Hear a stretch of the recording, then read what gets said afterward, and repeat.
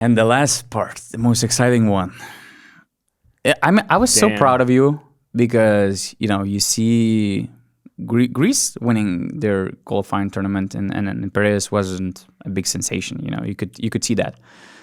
Then there was Spain. Okay, it was a well-deserved, tough victory in terms of the whole picture of the qualifiers, the way they started the competition. Bahamas was on fire. That was a tough one. Then was Brazil. Really good pick. I mean, super proud of you going free from free. And I'm like, okay, August is going to be perfect with this one. And then Puerto Rico happens. Man, this was I wanted to be 4-4, but if I had to choose one pick where to be wrong, this was definitely not the one. So I don't even know where to start. Like we could talk for hours here. We were talking for hours on Lithuanian podcast this morning after 3 hours of sleep. So I'm just now eager to hear your thoughts, your main conclusions.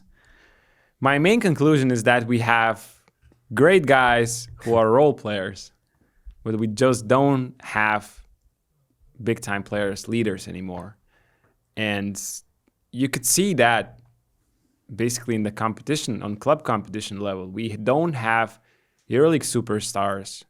With all the respect to Marius Grigonis, the EuroLeague champion, but he was not the second option in Panathinaikos, and his minutes got reduced heavily in the most important time of the season, the quarterfinals and the Final Four. He barely played. And so, it's just Puerto Rico were enjoying the game. They were playing one-on-one. They were playing, it's a cliche, but they were playing modern basketball where you're not afraid to express yourself. And Lithuanians, after a bad start, they felt the pressure. I don't know. They felt the pressure. They were afraid of mistakes.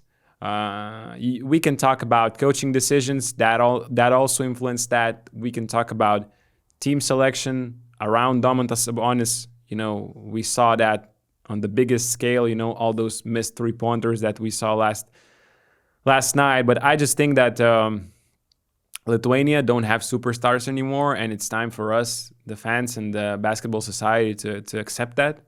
And because I think we have hopes that are actually not realistic with what we have and what we see actually in basketball. So, and from Puerto Rico's side, I loved how they played since the start of the tournament. One-on-one guards, quick guards that are able to create at any point in the match, able to shoot with 17 seconds remaining from 3-point range after the dribble. They don't care about a set play. They don't care about making mistakes. They played this way for 40 minutes long, and they were the better team. And I enjoyed watching them play with that crowd behind them, because when they make some shot, they're just going crazy. The fans are, I would even say, overexcited. You don't often see that in Europe.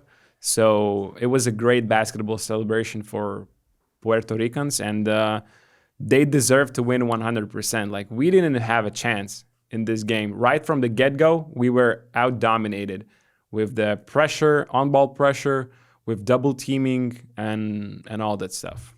You say that Puerto Rico played modern basketball, but I would say that they have tools to play modern basketball. Exactly. Their game starts from their guards and a lot of good helpers, role players in the forward and center position. And I think that's the problem of Lithuanian national team. Our star power is at the center position.